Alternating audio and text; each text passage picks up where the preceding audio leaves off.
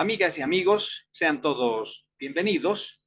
Hoy tenemos el agrado de presentar Facetas aquí en el canal de YouTube Iván Marcel Durán Fernández, porque estamos donde otros no están. De mucho tiempo estamos reiniciando Facetas en sí a través de nuestro canal de YouTube.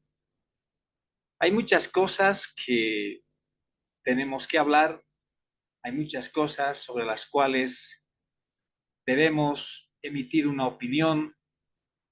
En todo caso, estar cerca de todo lo que acontece en este momento, no solamente en nuestro país, sino también de todo lo que está aconteciendo en el mundo y más específicamente lo que está aconteciendo entre Estados Unidos y Venezuela. Una de las características de estos programas que se emiten a través de un canal de YouTube es de que pueden guardarse en la nube, en nuestra biblioteca, así para que se me entienda, y uno cualquier momento puede ingresar y ver nuevamente el programa. Por eso es que el tema de hoy tiene relación con la historia, para que quien desea o se anime a ver nuevamente cualquiera de los programas de Facetas, y específicamente este que en este momento está junto a ustedes, reitero, en cualquier momento, en cualquier etapa o momento del tiempo, puede hacerlo. No quedará desactualizado, porque cuando uno revisa la historia, cuando uno se compenetra en la historia, de verdad es un viaje muy interesante al pasado, que muchas veces nos ayuda a comprender situaciones, hechos y actos que a veces no son comprensibles en el momento actual o en el momento en el que uno por muchas circunstancias se pone a analizar o simplemente se pone a conversar.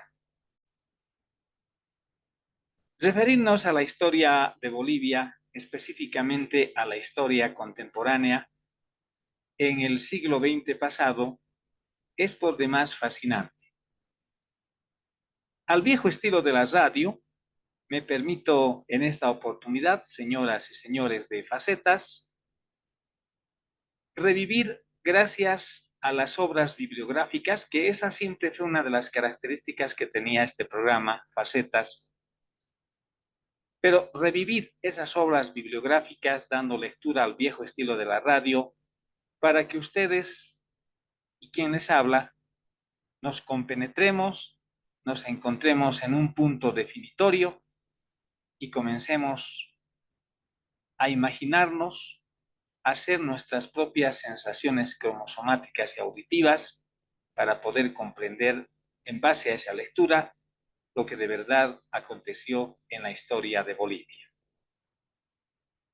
En el pasado siglo XX hubieron muchas figuras políticas que le dieron una transformación a Bolivia, sin ánimo de decir que esas transformaciones fueron positivas o negativas, porque el balance, la calificación a esos hechos o acontecimientos históricos está precisamente en el transcurso del tiempo y además está en la capacidad o en la voluntad de discernimiento de todos y cada uno de nosotros.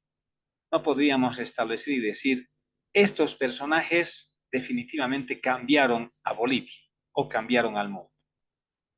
Pero de que hubieron muchos personajes con altos y con bajos, eso es evidente. No quiero hablar, porque no es el momento, de otros personajes que han estado presentes ya en el siglo XXI y que de alguna manera cambiaron, no diré negativamente, pero tampoco positivamente, los hechos reales y definitivamente la historia de Bolivia. Menos preámbulos. Tengo en mis manos una obra que personalmente la considero muy, pero muy importante. Es una obra que nos permite identificar quizás muchos de los momentos en los que estamos viviendo. Es una obra intitulada Triángulo Letal, Paz, Víctor Paz Estenssoro, Hugo Banzer Suárez y Juan Lechino Queto. Esta es esa obra. Es una obra que la escribió el abogado cochabambino Tomás Molina Céspedes. Triángulo Letal, Paz, Banzer y Lechino. En alguna oportunidad, hace ya muchos años, también en este programa de Facetas y en el canal de YouTube de Quien Les Habla, había hecho una aclaración en sentido de que cuando, de manera parcial, porque ese trabajo también se va a completar, es decir, el trabajo de dar lectura al viejo estilo de la radio para todos ustedes, cuando en aquella oportunidad dimos lectura parcial a la obra también del mismo autor, pero para referirse si fue atentado o fue un accidente, la muerte del general René Barrientos Ortuño, casi a finales del mes de abril del año de 1969. Hice todo lo posible, lo digo personalmente, amigas y amigos de Facetas, para poder contactarme con el referido abogado, Tomás Molina Céspedes, y no se pudo, pero de manera muy gentil hace algún tiempo me indicaron, él en persona, mejor dicho, en el teléfono, me indicó que ya no concedía entrevistas, posiblemente por muchas razones que no vale la pena analizarlas.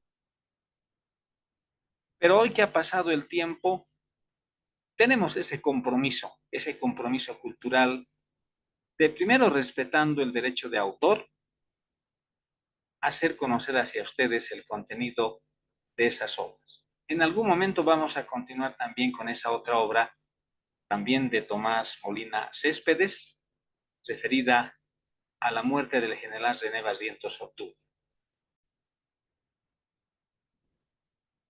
Por eso permítanme unos minutos antes de ingresar a nuestro tema, recordarles que esta obra también ya la habíamos comenzado a estudiar, la habíamos comenzado a hacer conocer, pero nos falta.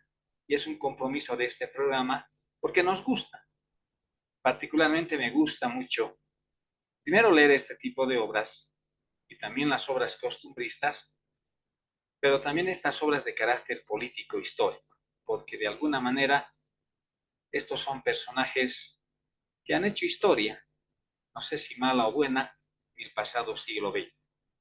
Pero también no se olviden que hay otros personajes y que de manera paulatina iremos haciendo conocer aquí en este programa de Facetas. Con la venia del doctor Tomás Molina Céspedes, vamos entonces a comenzar a escudriñar esta obra junto a ustedes, porque ese es uno de los objetivos que tiene Facetas aquí en el canal de YouTube y va Marcel Durán Fernández. Esta obra, señoras y señores, tiene 3 partes. La primera parte está referida a analizar históricamente, en parte bibliográficamente, a Víctor Paz Estenssoro. Vamos a conocer su semblante, sus datos personales,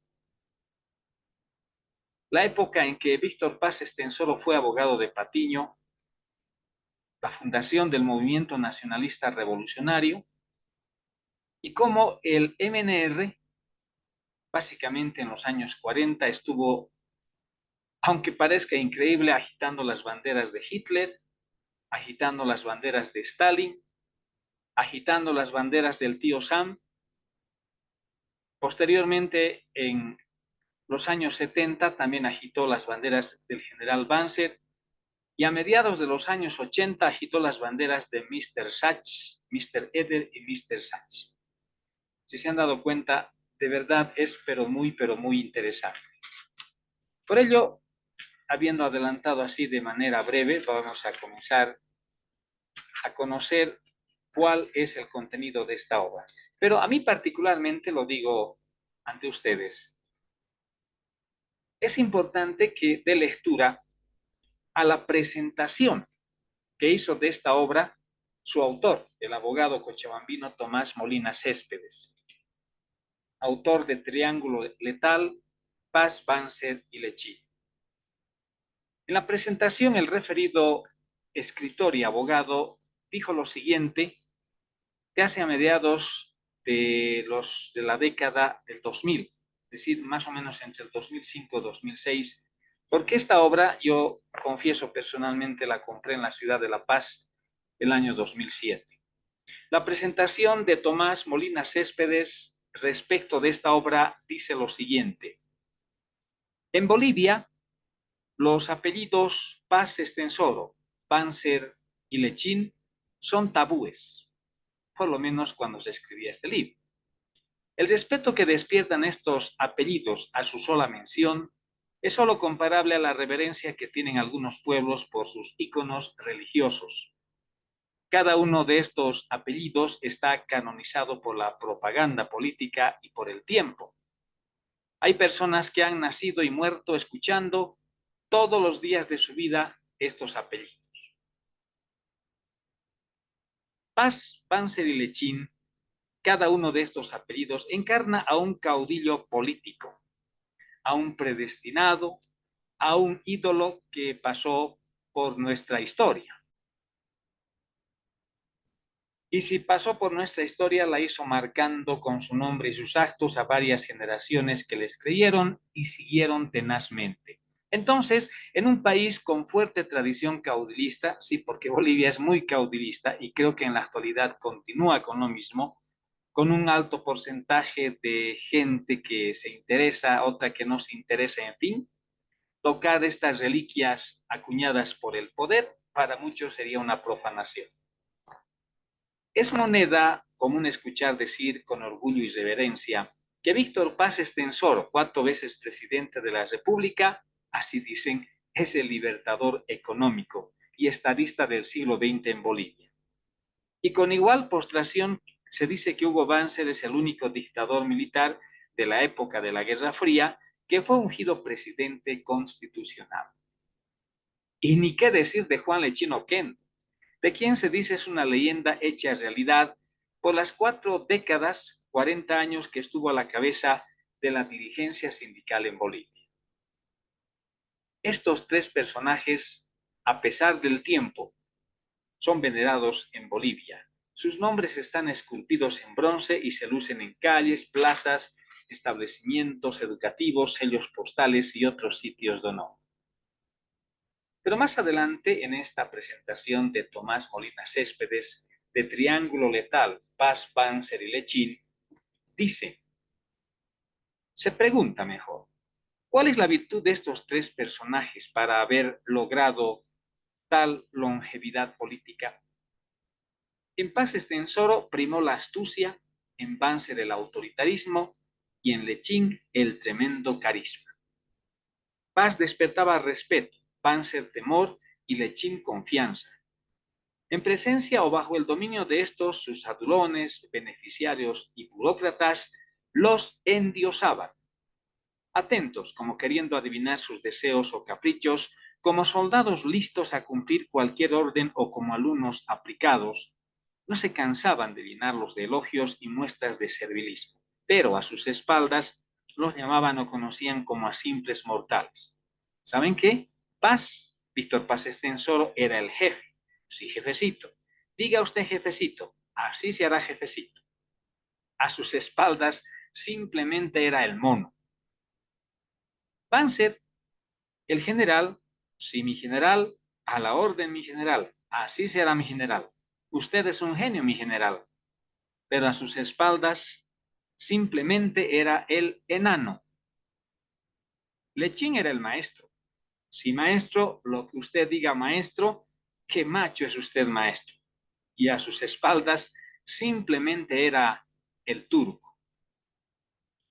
Paz Estenssoro, con su innato talento político, logró pasar de un extremo ideológico a otro, con total desparpajo. Fue nazi, filocomunista, anticomunista, filofascista y neoliberal. Y en cada etapa ideológica de su carrera política, casi arruinó a Bolivia.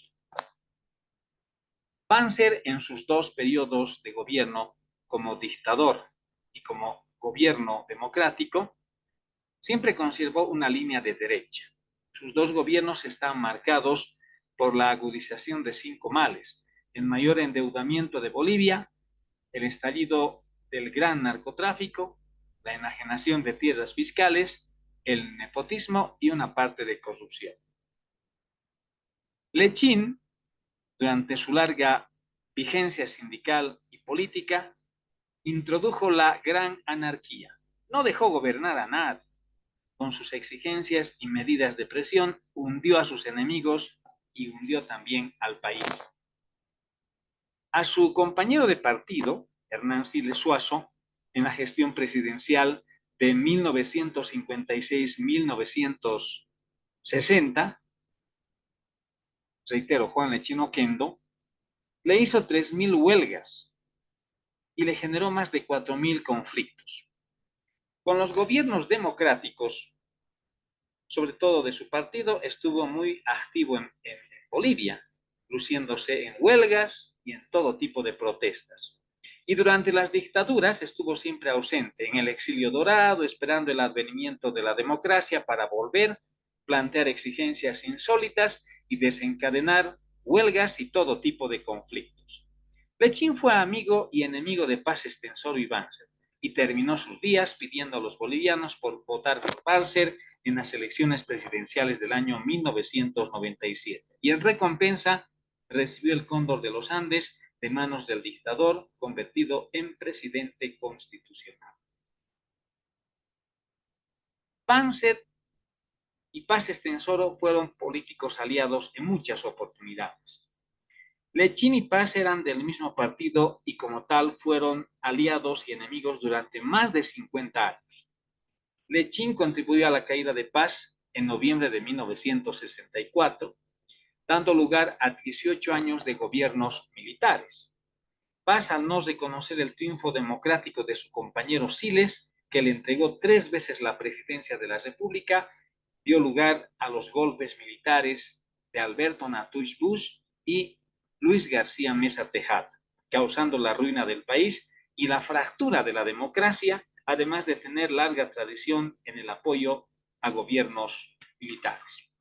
Hasta ahí, señoras y señores, una parte de la introducción que hizo Tomás Molina Céspedes en el mes de julio del año 2007 en su tierra natal, Cochabamba, Bolivia, precisamente en la presentación de esta obra, Triángulo Letal, Paz, Banzer y Lechín. Estamos presentando facetas aquí en el canal de YouTube Iván Marcel Durán Fernández, y al viejo estilo de la radio estamos recordando, gracias a Tomás Molina Céspedes, las figuras de estos 3 políticos controvertidos en el pasado siglo XX, como fueron Víctor Paz Estenssoro, Juan Lechín Oquendo y Hugo Banzer Suárez. Víctor Paz Estenssoro. La figura de Víctor Paz Estenssoro, 4 veces presidente de la República, representa para el pueblo boliviano tanto la revolución como la contrarrevolución, abril de 1952 y agosto de 1985, la nacionalización y la privatización, la esperanza y la frustración. Paz Estenssoro, en el transcurso de su larga vida política, nunca sostuvo ni defendió con fidelidad una misma ideología, siendo más bien su conducta contradictoria y acomodaticia a cada circunstancia. Bajo la etiqueta de nacionalista revolucionario, pasó de un extremo ideológico a otro, renegando o borrando en una presidencia lo que hizo en otra, cambiando en el presente lo que hizo en el ayer.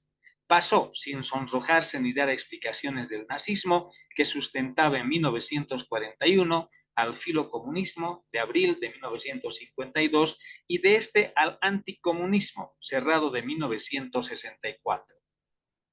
Luego apareció vestido de filofascista al lado de Banzer en 1971, para finalmente enarbolar e inaugurar el neoliberalismo en Bolivia con el decreto 21060 en 1985. Esta política siempre cambiante, utilitarista y dubitativa causó mucho daño al país, que en manos de Paz Estenssoro se convirtió en un conejillo de indias, con el que experimentó cruel e irresponsablemente hasta convertir a Bolivia en el país más pobre y desorganizado de Sudamérica, país mendigo y uno de los más atrasados del planeta. En agosto de 1985, a tiempo de inaugurar su nueva política económica, Paz Estenssoro dijo: "Las circunstancias están por encima de las ideologías. Todo esto significa ir contra una línea política que nosotros mismos iniciamos y seguimos. Ahora estamos cortando radicalmente esa política y adoptamos otra totalmente distinta". En su vida personal también fue contradictorio Víctor Paz Estenssoro. Fue abogado de Patiño y luego enemigo de Patiño, enemigo de la burguesía y luego partero de la nueva burguesía. Reconociendo esta conducta incongruente, oportunista y letal de Paz Estenssoro, su más cercano discípulo y biógrafo Guillermo Bedregal Gutiérrez, similar en todo a su maestro, dice: "A Paz Estenssoro no se le puede explicar sino en medio de la contradicción. Es de la izquierda revolucionaria y es también dialécticamente el hombre que busca la salida natural hacia la democracia pluralista y participativa por el conducto de la institución castrense, justificando la alianza tanto de él como de su jefe con gobiernos militares dictatoriales". Y en comparación con Paz Estenssoro, qué diferente es la vida de otros líderes verdaderamente revolucionarios y estadistas que llevaron a sus pueblos por un mismo camino, para bien o para mal, que no abjuraron jamás de sus principios y que prefirieron la muerte a destruir su obra. Allí están, dice, Fidel Castro, Lázaro Cárdenas, Ben Gurión, Gandhi, Ataturk, Adenauer y otros muchos recordados en la historia por haber sido leales a sus principios y a su obra. La obsesión permanente de Paz Estenssoro fue el poder, al que cínicamente llamaba maravilloso instrumento, en cuya búsqueda y retención no desechó medio alguno para alcanzarlo o conservarlo. A lo único que fue leal fue al poder, que no lo retuvo aún a costa de destruir la unidad de su partido y al país. Se sirvió de sus compañeros de partido y cuando ya no los necesitaba o les hacía bulto, los desechaba a todos. Con su innata astucia, su maquiavelismo político, su táctica de dividir para reinar, logró siempre ser el hombre de la transacción en momentos cruciales y ante problemas generalmente creados por él mismo. Esta es su gran virtud, que lo hace alumno aventajado de los doctores del Alto Perú. Era tan grande su obsesión por el poder que siempre llevaba consigo un amuleto obtenido en las breñas de los Andes, en Charazani, misterioso pueblo de brujos y curanderos. Al respecto, Augusto Guzmán, su biógrafo oficial que fue, decía: "Cree en el destino y se siente ligado a él como una verdad y a un misterio, supersticioso como cualquiera hasta por ahí. Hace años, en las termas de Charazani, un Callahuaya, cuyo nombre no retiene, le obsequió un pequeño amuleto para conservar el poder". Escuchen bien, un Callahuaya en Charazani, en las termas, le obsequió un pequeño amuleto a Víctor Paz Estenssoro. Ese amuleto, se decía, era para conservar el poder. Ahora, no sé si el amuleto tiene virtudes sobrenaturales, dijo, pero lo llevó consigo por si acaso. Para llegar a la presidencia, retenerla o reconquistarla, Paz Estenssoro candidateó 8 veces para dicho cargo, siendo el político boliviano que más veces participó en elecciones buscando la presidencia de la República, y seguido de Banzer con 6 postulaciones. Paz Estenssoro y el general cruceño José María de Velasco son los únicos que llegaron 4 veces a la presidencia de la República, aunque el último lo hizo de manera interina. Ciertamente el poder era la obsesión de Víctor Paz Estenssoro. Con tal de conservar el poder, permitía y fomentaba la corrupción de sus allegados más obsecuentes mediante préstamos de honor, cupos, fondos de contrapartida, negociado de contrabando, créditos de fomento, concesión de licitaciones, pasaportes chinos, narcotráfico, importaciones fraudulentas y otros. Se hacía de la vista gorda con tal de mantenerlos leales a su persona y seguir siendo el jefe, el dueño del poder. Es así que, sin conocer los idiomas nativos y desde luego sin haber resuelto el estigma ominoso del analfabetismo, acumuló un poder que jamás tuvo presidente alguno de Bolivia. Durante 4 años, de 1952 a 1956, dice Alfonso Crespo, Paz Estenssoro dispuso del poder absoluto en dimensión que no gozó ningún otro presidente de Bolivia, comprendidos Sucre, Santa Cruz, Montes o Saavedra. Y pese a su popularidad, Paz Estenssoro reveló padecer de algo que se calificó como síndrome del 21 de julio, o sea, la caída y muerte de Villazuel. Confesó al periodista americano Pearson diciendo: tengo que defenderme con rigor porque no deseo correr la suerte de Villazuel. Dispuso la creación del control político, maquinaria viciosa que sembró el terror aún entre personas que nada tenían que ver con la política. Surgieron campos de concentración en las zonas altiplánicas de Curahuara de Carangas, Chonchocoro, Corocoro y el campamento minero de Catavi, con el avieso propósito de que en este último fuesen los trabajadores mineros quienes actuaran de carceleros. Paz Estenssoro, llamado por sus adulones el estadista del siglo XX en Bolivia, el libertador económico y otros halagos, no escribió un solo libro.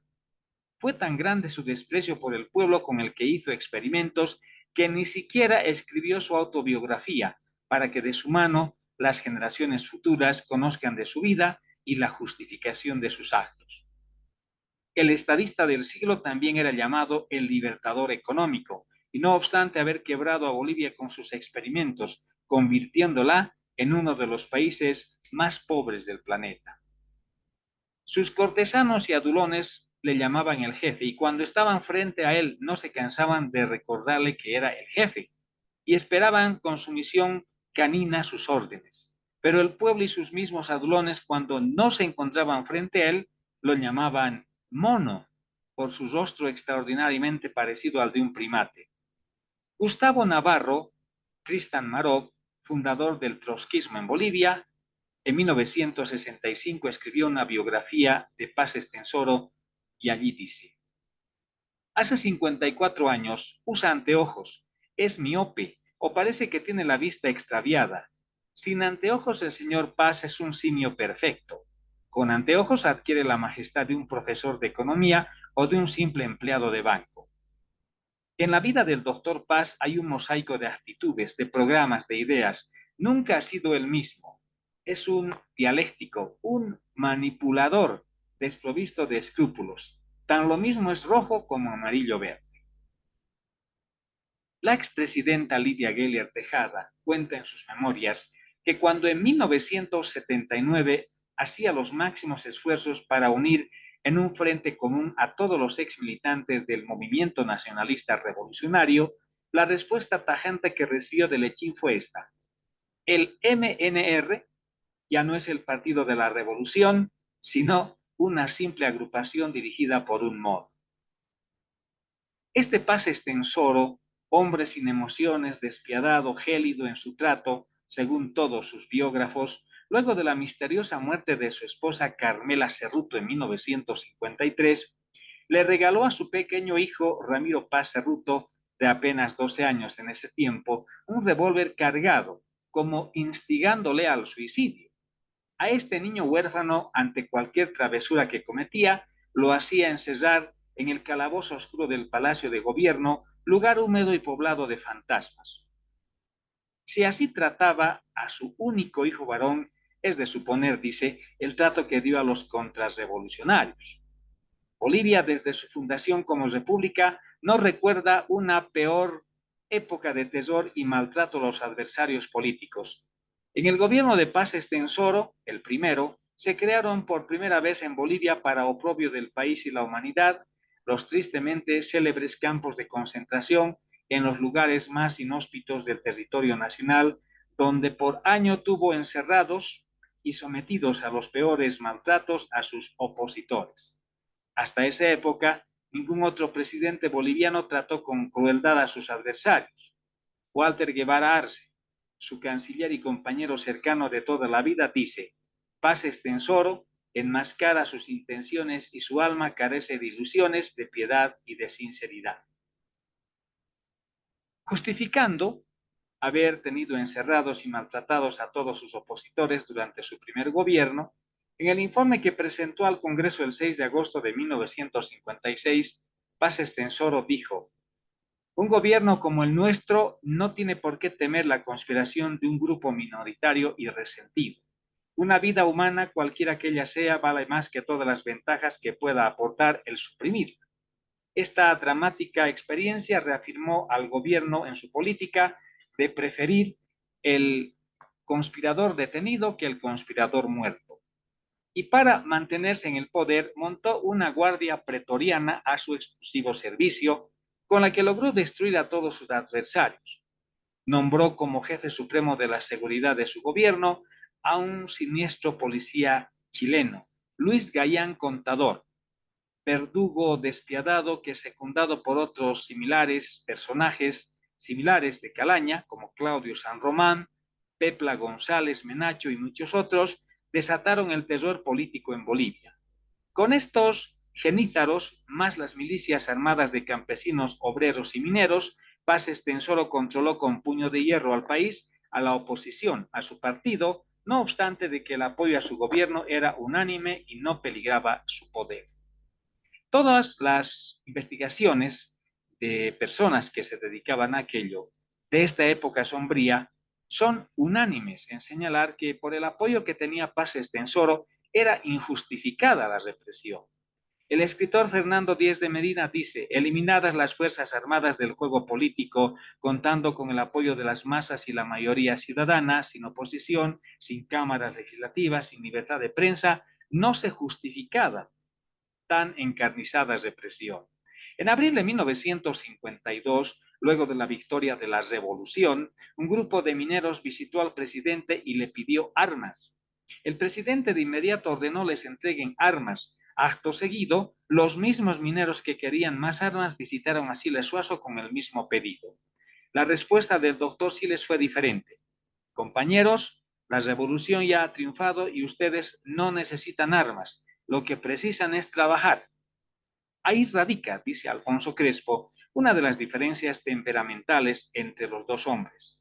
Mientras Víctor Paz Estenssoro, que no ha combatido, ordena que se distribuyan armas a los obreros, Siles los invita a retomar a sus minas y talleres.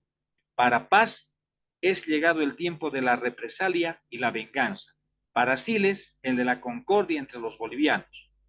Para él, no había que perseguir sino convencer, y ahora que el MNR gozaba del poder, debía derrochar generosidad. No sería escuchado.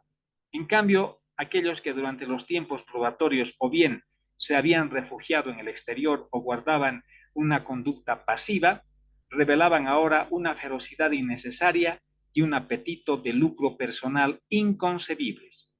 Paz Estenssoro, en su larga lucha política antes y después de 1952, a diferencia de la mayor parte de sus compañeros, nunca estuvo preso ni fue torturado. No conoce la cárcel ni los centros de tortura.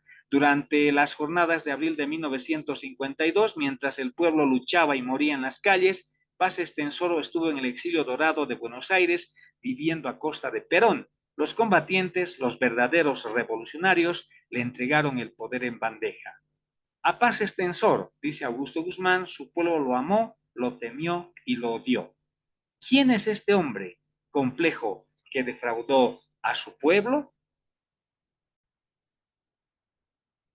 Hasta ahí, señoras y señores de Facetas, hemos hecho conocer el semblante de Víctor Paz Estenssoro, que es prácticamente el contenido de la primera parte, que en realidad tiene, de acuerdo a esta obra, 24 puntos que componen, reitero, la primera parte. Hoy hemos desarrollado el primer punto, semblante. Para el próximo programa, aquí de Facetas en el canal de YouTube Iván Marcel Joan Fernández, vamos a conocer de manera amplia los datos personales de Víctor Paz Estenssoro, luego su periodo laboral, profesional, como abogado de Patiño, y luego estaremos de manera sucesiva con la fundación del MNR, etcétera, etcétera. Así que con esto, señoras y señores, y agradeciendo que esta obra es muy, pero muy importante, muy didáctica, una obra monumental que nos hace recuerdo a esas épocas de políticos que de alguna forma tuvieron altos y bajos, es importante que todos conozcamos. Y ello se debe a la capacidad como escritor, también a ser un abogado historiador, como fue Tomás Molina Céspedes, que es el autor de esta obra, Triángulo Letal, Paz, Banzer y Lechín. Señoras y señores, les invitamos a un próximo programa, la próxima semana, para continuar desarrollando estas interesantes historias, porque una de las metas, una de las características que tiene al mismo tiempo facetas, es ingresar al ámbito histórico y cultural para conocer lo que ocurrió en nuestra amada Bolivia. Agradezco por su gentileza estos minutos, por haber dispensado a esta historiación de facetas aquí en el canal de YouTube Iván Marcel Durán Fernández. Volveremos periódicamente. Esta es una transmisión desde Potosí, República de Bolivia, Patrimonio Cultural y Natural de la Humanidad. Facetas es programa de redes sociales. Gracias por su deferencia. Hasta la próxima.